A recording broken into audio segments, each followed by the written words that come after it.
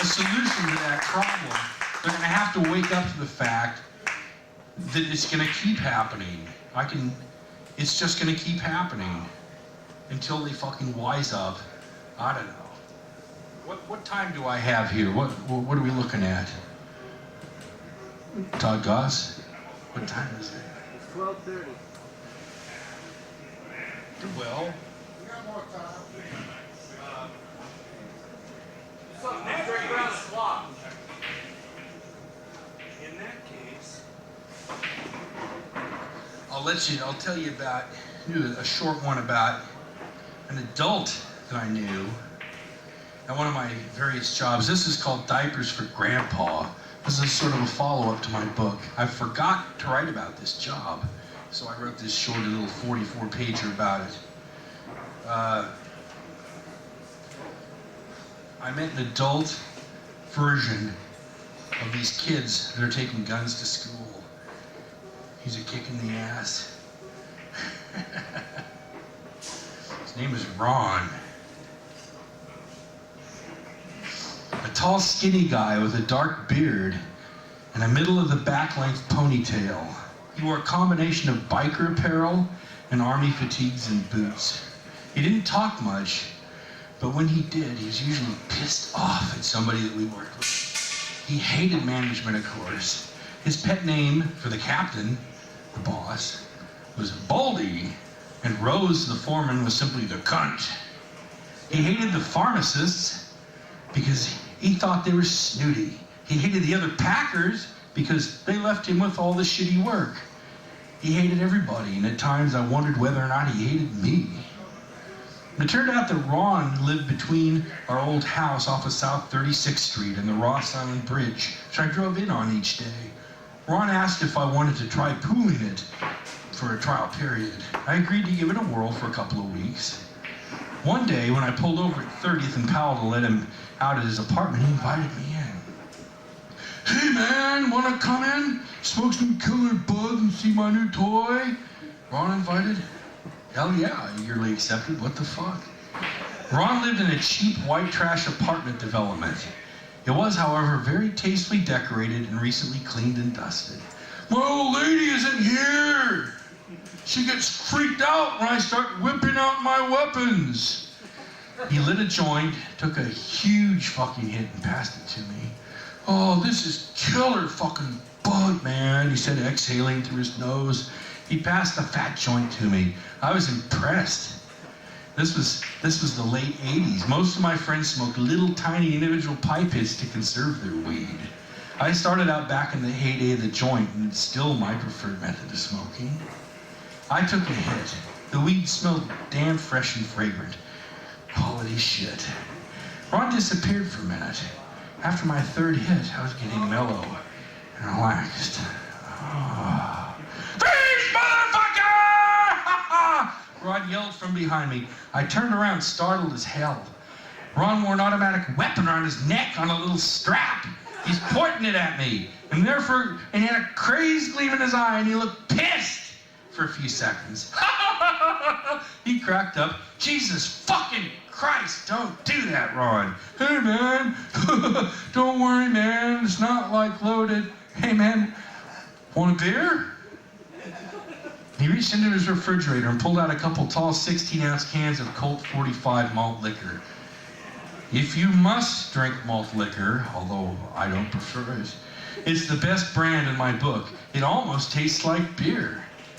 I took a big hit from my first drink of the day and breathed easier. Ron explained to me that his new toy was an Uzi from Israel.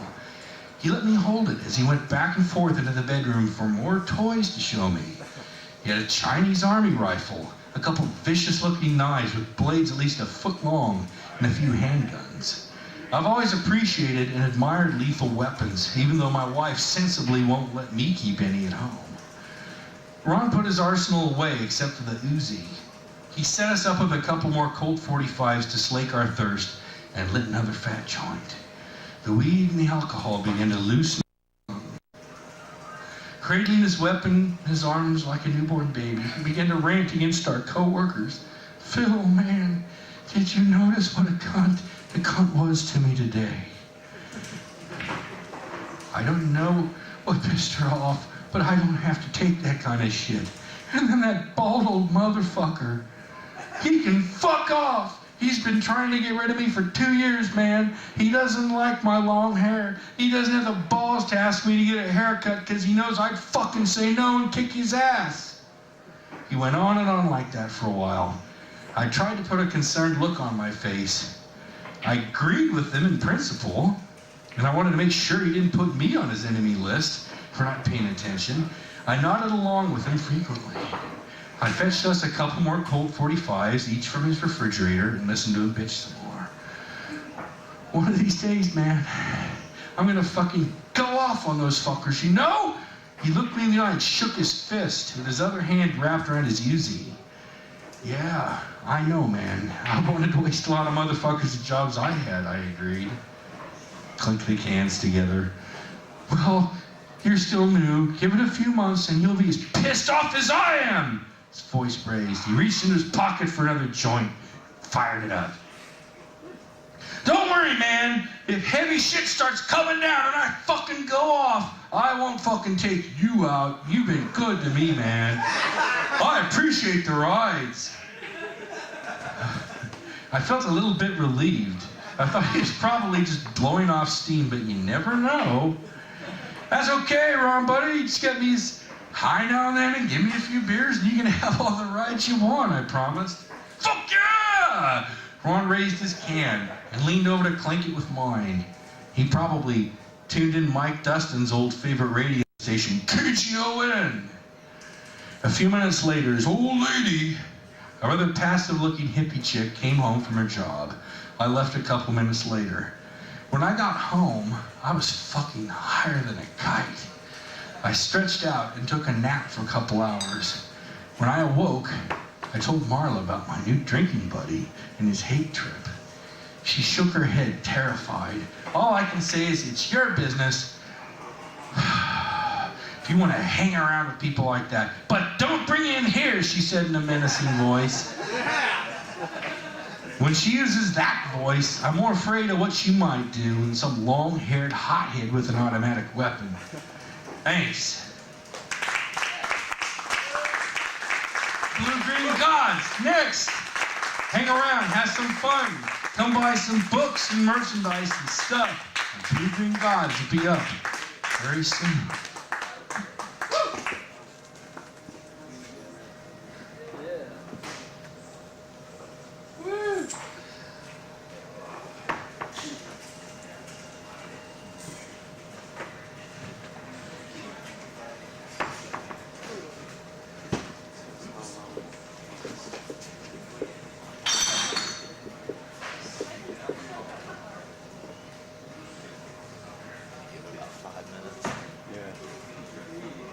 That was great.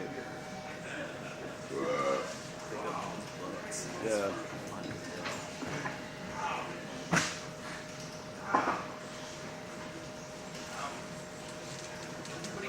I almost saw that kind of hit close to him. The last I think every single time I think I've done it, it's always with a group of friends. I think only just one or two exceptions.